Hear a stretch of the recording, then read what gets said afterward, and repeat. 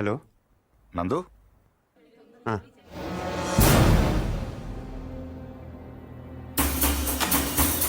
yes come on don't waste time go fast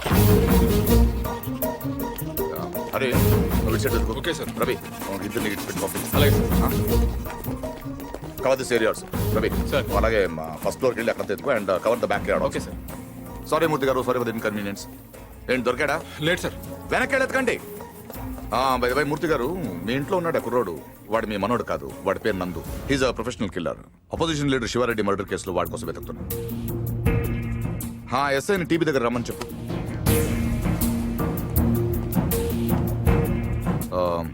I'm sorry to say this మీ మనోడు ట్రైన్లోనే పోయాడు వాడి బాడీ గాంధీ హాస్పిటల్ మార్చరీలో ఉంది ఏంటి దొరకలేదు సార్. నాకు తెలుసు వాడు దొరకడు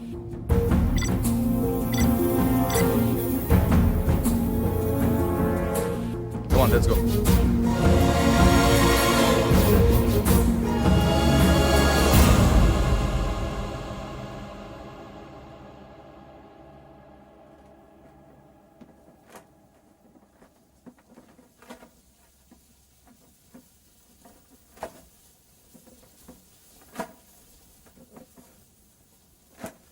అసలు ఇంట్లో ఉంది మనవాడో మనవాడు కాడో ఎవడో బయటోడు వచ్చి చెప్తే తప్ప తెలుసుకోలేని స్థితిలో ఉన్నాం మనం. వాడు వచ్చాడని ముగ్గులేశారు, వాడు తింటాడని గారెలేశారు, వాడు వారసుడని మా మీద కేకలేశారు. ఇప్పుడు చూడండి నలుగురిలో ఎదవలం అయిపోయాం. అందుకే ఎవడన్నా వచ్చే వెంటనే తలుపు తీయడం కాదు, ముందు ఆరాధియాలి. 12 ఏళ్ల తర్వాత అడ్రస్ వెతుక్కుంటూ ఇంటికి వచ్చిన వాడిని పార్దు కాకుండా ఇంకెవరనుకుంటావండి? Post man అనుకోవచ్చుగా. దేవుడి దగ్గర 3 పడ్డాక పోలీసులు వచ్చారు. అదే ముందు వచ్చుంటే ఏముంది, తీసేసిన ఆకులు, ఎత్తేసిన కుర్చీలు, పీకేసిన పందిరి, ఆటి పక్కన మన అమ్మాయి లైఫ్ లాంగ్ పెళ్లి పెటాకులు లేకుండా పడి ఉండేది. ఎంత ఈజీగా ఉన్నాయి ఆ మాట. పీటల మీద పెళ్ళి అయిపోతే ఇంకేమైనా ఉందా? 10 లక్షలు ఖర్చు పెట్టి చేశాం. ఆయన కర్మ కాకపోతే పూజారి గారింటికి రావుడు పోవడం ఏంటి, మన ఇంటికి రాక్షసుడు రావడం ఏమిటి చెప్పు. అసలు మన పార్థుని కూడా వాడే చంపేసి ఉంటాడన్నయ్య. ఏమో. శివారెడ్డిని చంపినట్టుకి ఇదో పెద్ద లెక్క చెప్పు. బాగా చెప్పావు. ఇంకా నయ్యం, పోలీసులు రావడం ఆలస్యమైనట్టయితే వీడిని అనుమానిస్తున్నాను, నన్ను చంపేసి ఉండేవాడు. ఏమో. ఆ, కరెక్ట్ సార్. ఆడు చాలా దుర్మార్గుడు అండి. ఎంత దుర్మార్గుడు కాకపోతే నాయన్ని ఎత్తి మీద తుపాకీ పెట్టి మీ పొలంలోంచి కంచి ఏం చేస్తాడు చెప్పండి. ఆడేం చేసినా మీ ఎవరికే తెలియదండి. మీ అమ్మాయి పెళ్లికి 10 లక్షలు ఖర్చు అయిందండి. మీరు పొలం అమ్మలేదు, మీ ఆడోళ్ళు బంగారం అమ్మలేదు, మన కృష్ణమూర్తి గారు గవర్నమెంట్ ఆఫీసర్ అయినా లోన్ తీసుకురాలేదు. మరి ఎలా జరిగిందండి? ఆడిచ్చాడండి. తాతగారికి 10 లక్షల రూపాయలు చెక్ ఇచ్చాడండి. ఈ విషయం మీ ఎవరికైనా తెలిసిందండి? తెలీదండి. పైగా మొత్తం మీరే ఖర్చు పెట్టి పెళ్లి చేసామనే ఫీలింగ్ లో ఉన్నారు చూసారండి.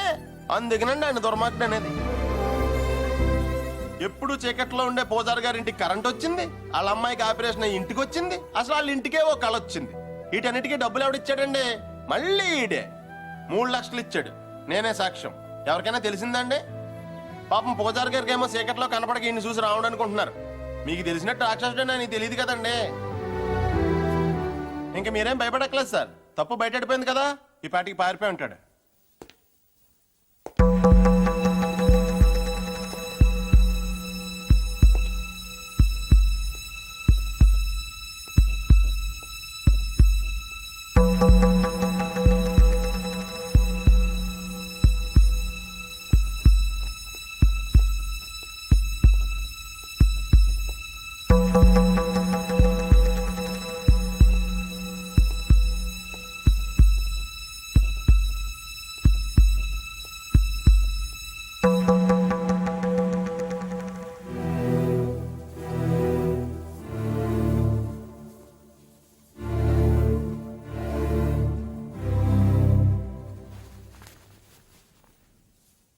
నిజం చెప్పే ధైర్యం లేనివాడికి అబద్ధం ఆడే హక్కు లేదు.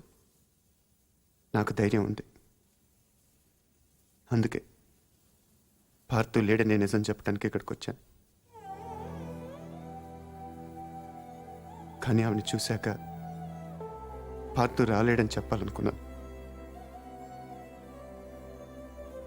మిమ్మల్ని చూశాక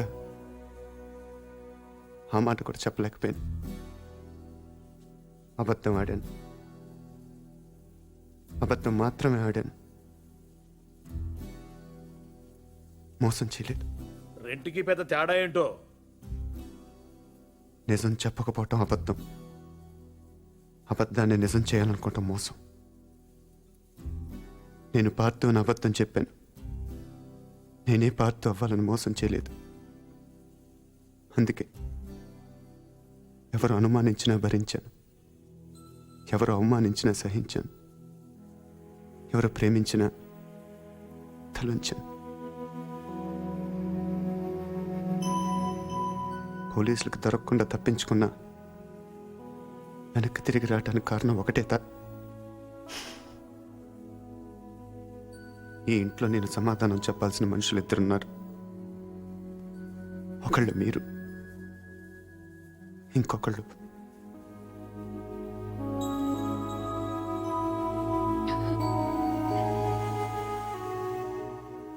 వచ్చాను, చెప్పాను. ఇంకా మీ ఇష్టం.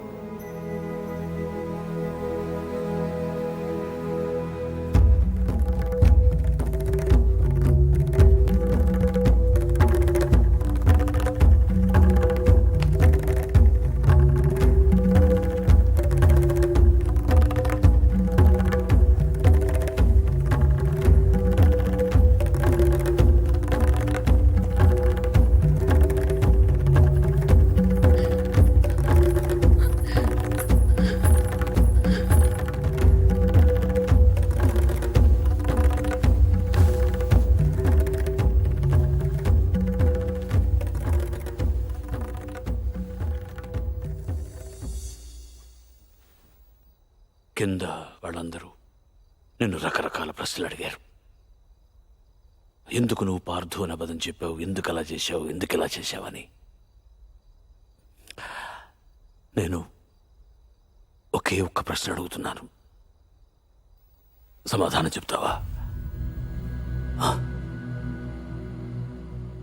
ఎవడో రైల్లో పోలీస్ కాల్పుల్లో చనిపోతే నీ దారిన నువ్వు పారిపోకుండా వాడి ఇల్లు వెతుక్కుంటూ ఇంత దూరం ఎందుకు వచ్చావు? వాళ్ళ పొలం సమస్యల్లో ఉంటే నువ్వెందుకు తీర్చావు? వాళ్ళ పిల్ల పెళ్ళంటే నువ్వెందుకు డబ్బులు ఇచ్చావు? వాళ్ళు తిడితే ఎందుకు పడ్డావు? ఏవి చెయ్యలేని నాలాంటి ముసలాడి ముందు తలంచుకుని మోకాళ్ళ మీద ఎందుకు కూర్చున్నావు? అందుకే నువ్వే పార్థువి, నువ్వే నా పార్థువి. నేను నిన్నేవి అడగను. అడిగితే నా ఇళ్ళంటి మనిషిని ఎలా ఒప్పించావని పొలంలోంచి కంచి తీయించేసిన రోజే నిన్ను అడిగి ఉండాల్సింది. 25 ఏళ్ల వయస్సులో 10 లక్షలు చెక్కిచ్చావంటే ఏం చేస్తున్నావు నువ్వు అని ఆ రోజు నేను అడిగి ఉండాల్సింది. అప్పుడు అడగలేదు, ఇప్పుడు అడిగే అర్హత లేదు.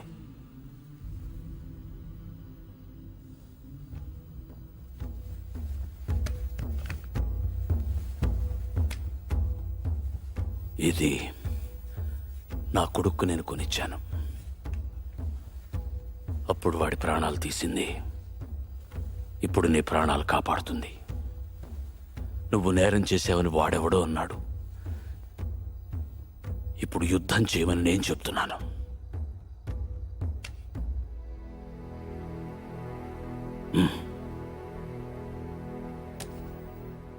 వెళ్ళు, గెలిస్తేరా, గెలవకపోతే నువ్వేమైపోయావనే నిజం నాకు తెలియనివ్వకు. ఈ వయసులో నాకు కావాల్సింది అబద్ధాలు నిజాలు కావు, జ్ఞాపకాలు. నీ వల్ల అవి నాకు బోల్డెన్నున్నాయి, చాలు.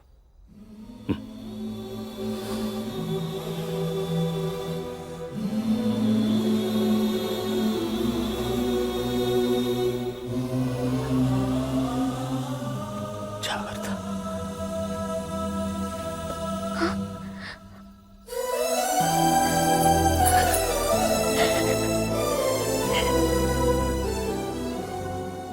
నేను వస్తాను.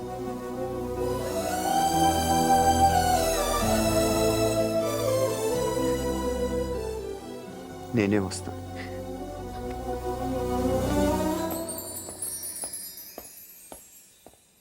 ప్రిపరేషన్ ఏంటా? బ్రహ్మాండంగా ఉందండి. ఉత్తరాంధ్ర కూడా స్వీప్ అని అంటున్నారు. ఎన్ని సీట్లు ఫోన్ వస్తాయి? సార్. 30కి దగ్గర. తర్వాత మాడతా. 30 అంటే వరకు మనుషులు సార్. కాదు కానీ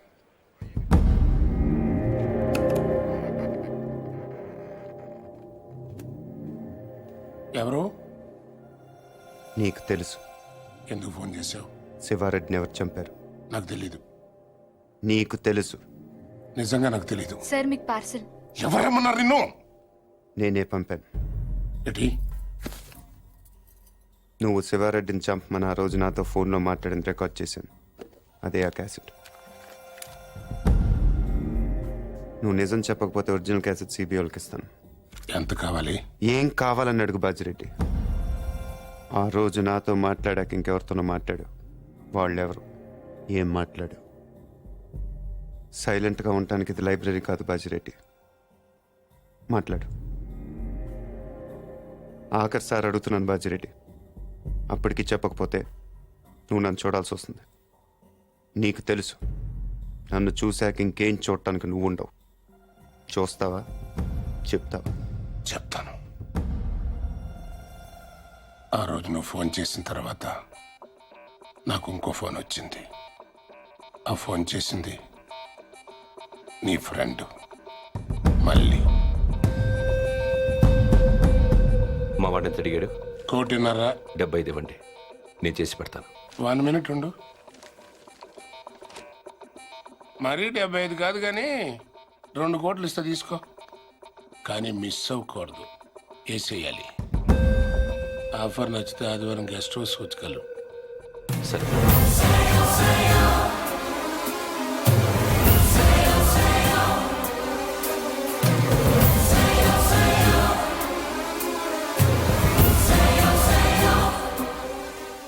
మళ్ళీ ఎక్కడ? కావాలంటే నువ్వు వాడిని చంపేసుకో, నేను అడ్డు రాను. రేపు నేను సీఎం అయిన తర్వాత నీ మీదకి ఏ కేసు రాకుండా నేను చూసుకుంటాను. ప్లీజ్ దీని ఒరిజినల్ కేసెట్ నాకు ఇచ్చేసేయి. సారీ బాజిరెడ్డి, నేను అబద్ధం చెప్పాను. నువ్వు ఆ రోజు మాట్లాడింది రికార్డ్ చేయలేదు. మరిది ఎంటీ. కానీ ఇప్పుడు మాట్లాడింది రికార్డ్ చేశాను.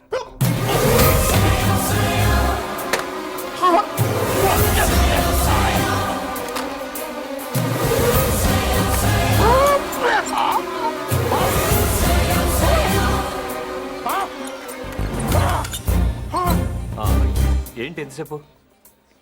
ఫోన్ డెడ్ అయింది. చాలా బిజీగా ఉన్నారు. ఈవినింగ్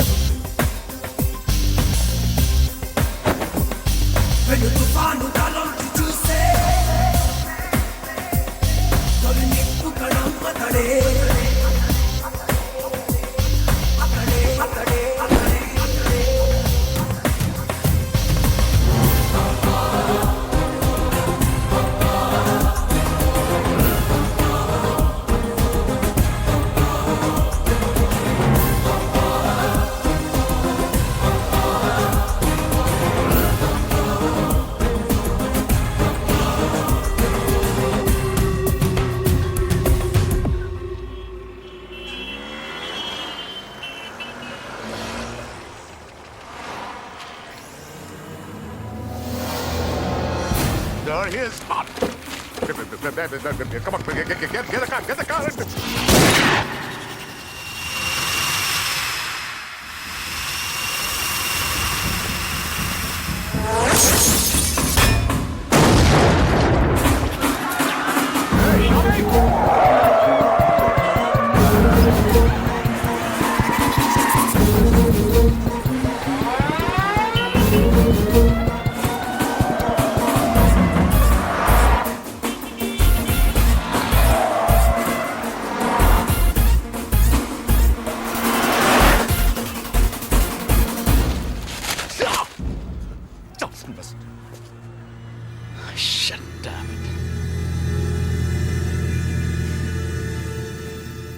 అసలు ఎందుకు కలిసావు?